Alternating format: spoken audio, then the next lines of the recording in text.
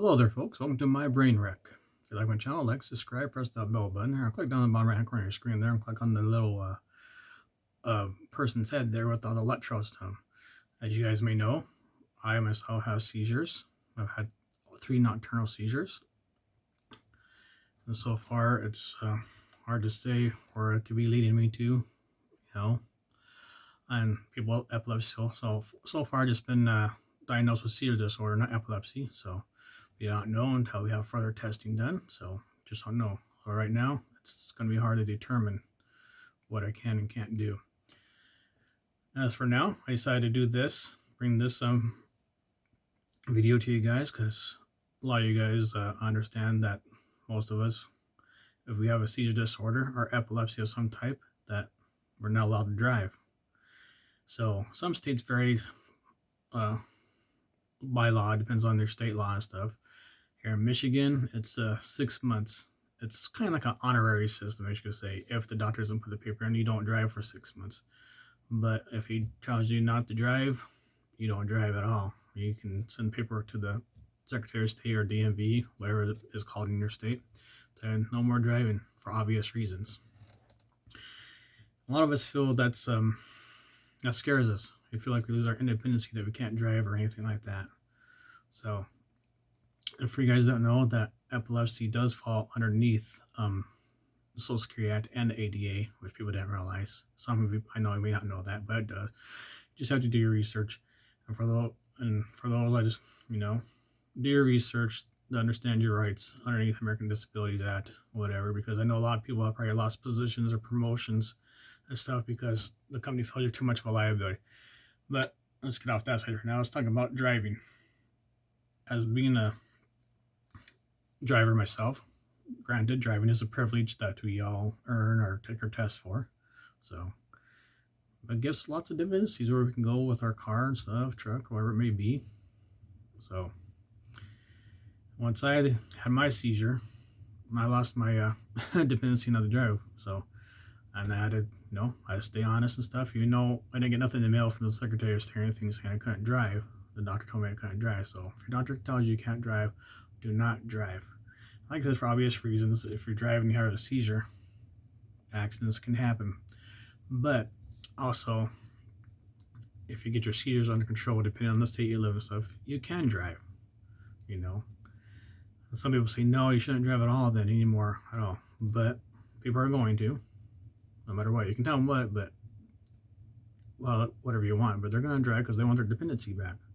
They feel that they have to rely on too many of their friends, families, or Uber or Lyft. That gets expensive. They want their own vehicle to drive to get somewhere on their own if they want to go enjoy themselves somewhere or something like that. That, to me, I understand why. Because I'm in the same shoes that they were. Feeling losing my independence and not being able to go when I want to right now. Well, so that's very hard to do. So people with epilepsy or any seizure disorders, they face driving restrictions or requirements depending on the seizure control and state laws, obviously. So they often need to be seizure-free for a specific period and or medical reports to maintain a license. And as I said, for Michigan, though, it's 6 months. So, but if you have a seizure again after another 6 months, that turns into another 6 months you gotta wait. So since I had a seizure, I had to wait. That's what happens. Can they produce a significant risk while driving? Absolutely. They can lead to accidents. Sorry, I forgot where I left at. So driving restrictions and safety. So if I repeated this, I apologize. So obviously seizures can pose a significant risk while driving. We can have accidents, cause injuries to other people, or even death, unfortunately. Potentially into accidents and injuries. So many states have regulations to ensure public safety for good reasons, obviously. Now, seizure control and licensing. In states, a lot of states, like the one I live in is Michigan, you must have your seizures under control before you can drive again, which is 6 months. But if you keep on having seizures and stuff, the doctors themselves, neurologists, whatever, they can send some to the Secretary of State, DMV, whichever they call in your state, say no more driving through them at all, and that's gonna hurt us deeply because we're feel like we're losing our independency that we're going to rely on people, Ubers, Lyfts, whatever transportation services, the bus system. There's one nearby. If you're not by one, like me, I'm not by one because I'm out in the rural area. So, uh, like I said, many states require individuals to be seizure free for a certain period of time. Examples given 6 months to a year. I believe there's Connecticut. I forget what Connecticut is. Connecticut, their law is, it's a weird law. If you go look it up, you'll find it. If you go to epilepsy.com, which is the National Foundation for Epilepsy, it doesn't talk just about epilepsy. It tells about seizures and disorders. It has coping resources and stuff that you can use to look for. But if you look up there, if you go there, and you can actually find your state underneath their driver's license and stuff. You just go click on your state there, and it tells you about the licensing requirements if you have a seizure disorder or epilepsy or something like that, or any type of disorder. You're not allowed to drive. Seizure disorder, epilepsy is, which is probably the most common. So 6 months to a year is the most common. Maybe 3 months. Some states are 3 months, I think. It's hard to say.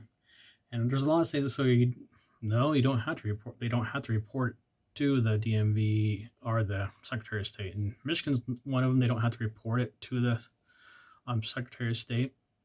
But if they feel they need to, they can get the medical papers and stuff and send it to them. And there goes your driving privileges out the door. And they can, I don't know if they can, you probably can appeal it and stuff. But I'm guessing your seizures truly had to be under control. So before being allowed to drive or to have their license registered after a seizure-related suspension. So that makes it hard for us, and that's why we get upset. Well, we can't go anywhere and be independent. That's also another reason why we get upset at things other than that.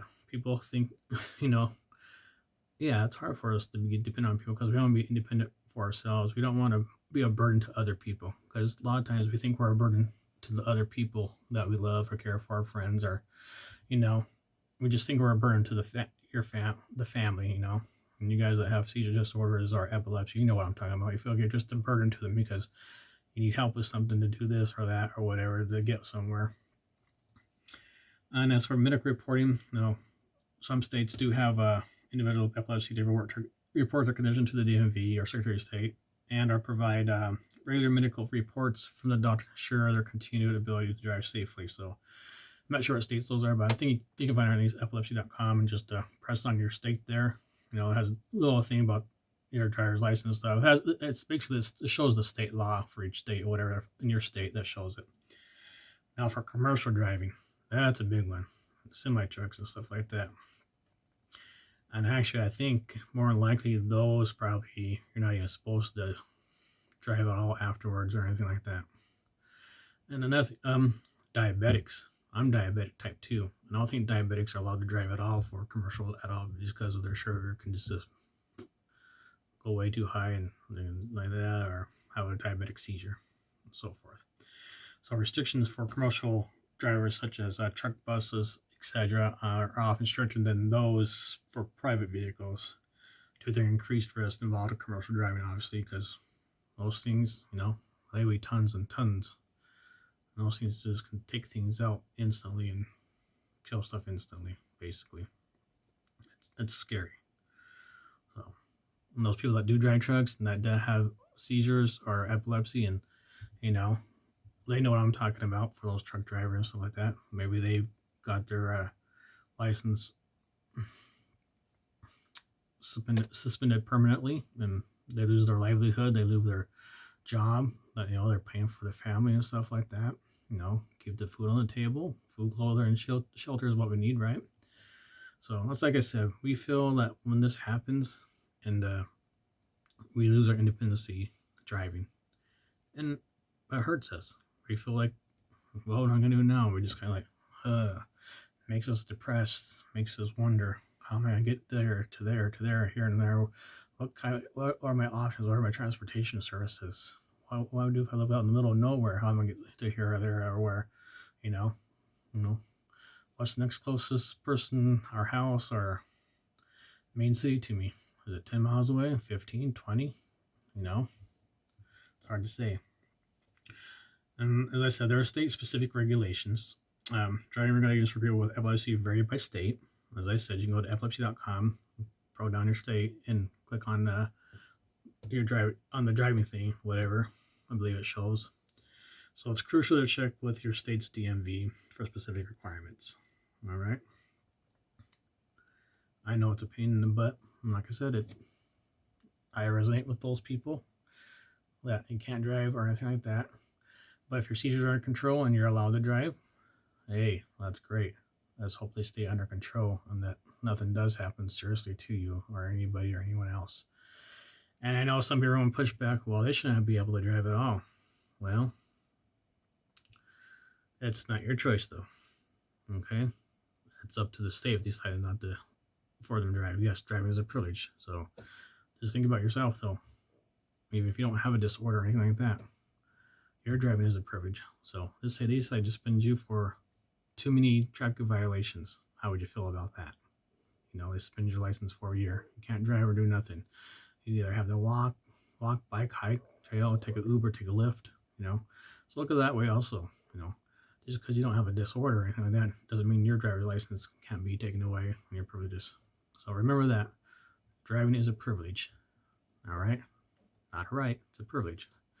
I know it sounds funny, but it's different. Driving is a privilege. Let's just drive on the road, right? That's why we have laws to enforce things. And there are probably some states I know, if you're a habitual traffic offender stuff, you do lose your license and you can't drive. And you probably have seen all those shows, cop shows and stuff like that, and they run their license, they're 27, 29. Sorry, I have a criminal background. Gone through and check for warrants stuff, and they come to find out, oh, their license has been suspended for a year and they're driving on a suspended license. You know? Guess what? They go to jail right away, just like that. Yeah, they probably get out within probably 72 hours or whatever, but they're not supposed to again. And guess what they do again? They're going to drive again anyways, no matter what. They don't care. But as I said, driving is a privilege, not a right. All right? So to those that are saying, for those that have seizure disorders or epilepsy, and saying, well, they shouldn't be on the road driving at all. Well, guess what? Like I said, one more time, driving is a privilege, not a right. So it could happen to you too if you don't have any disorders of any type. All right? So think twice before we judge somebody else. All right? We're not here to judge. There's no reason for us to judge each other. All right? Everybody's different.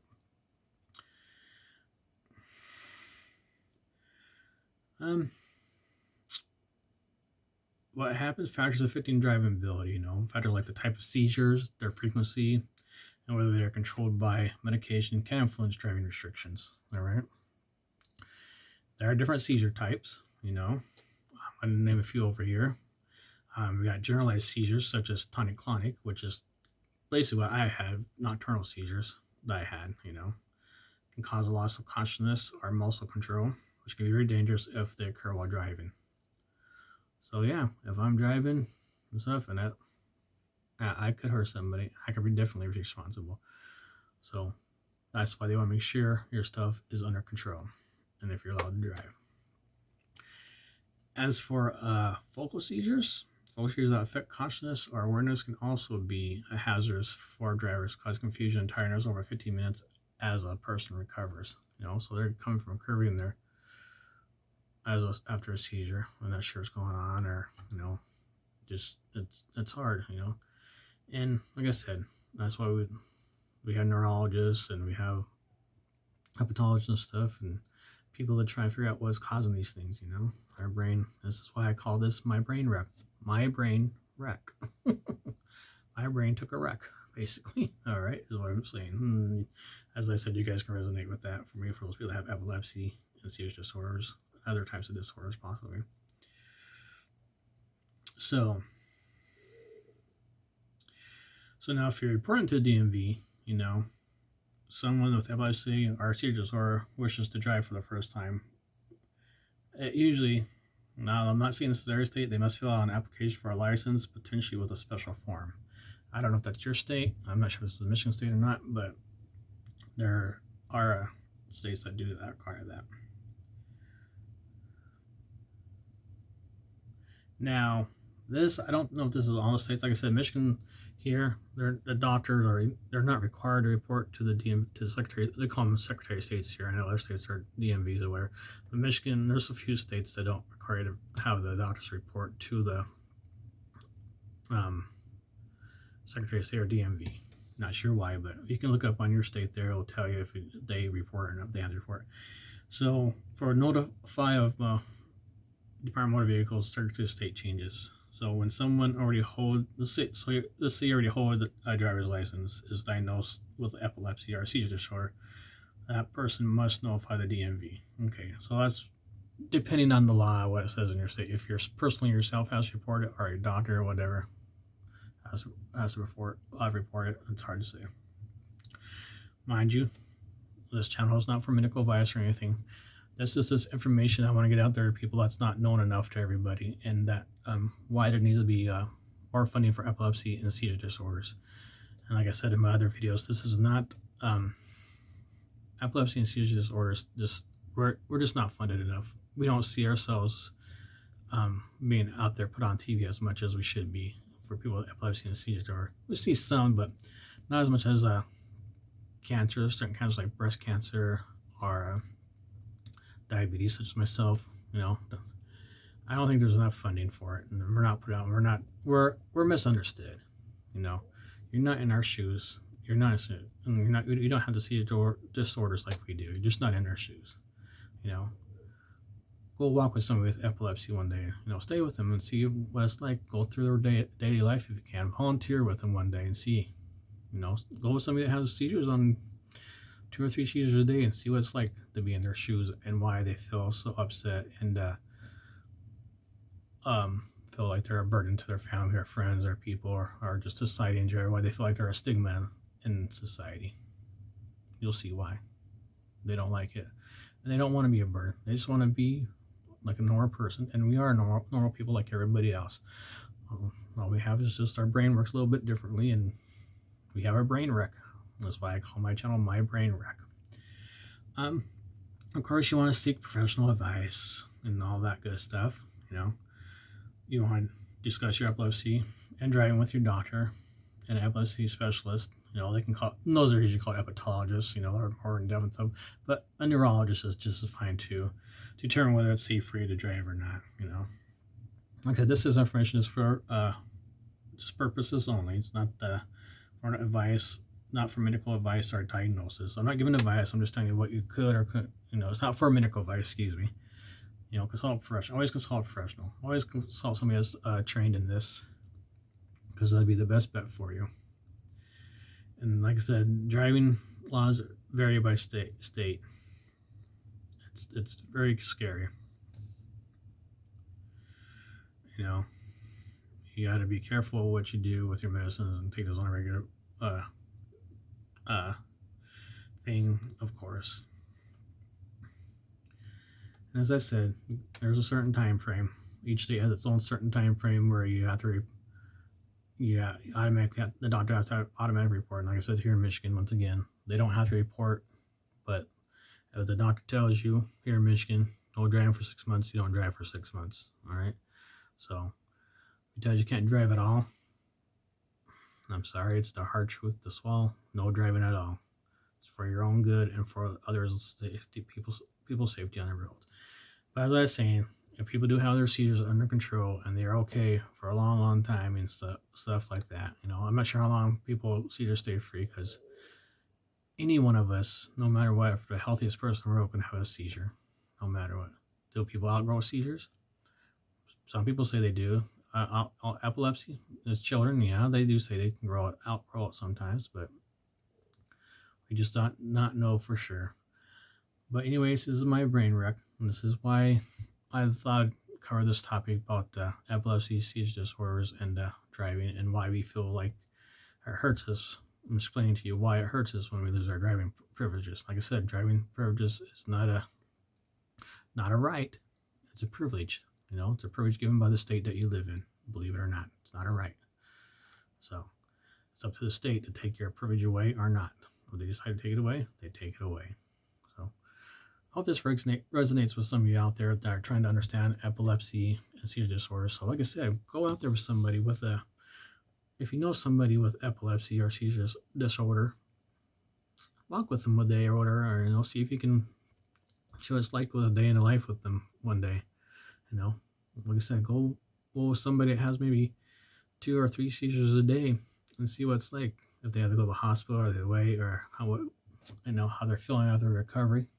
Talk to them, listen to them, try to get to understand them better. Why are they acting that way? What caused them to act this way after they're coming to?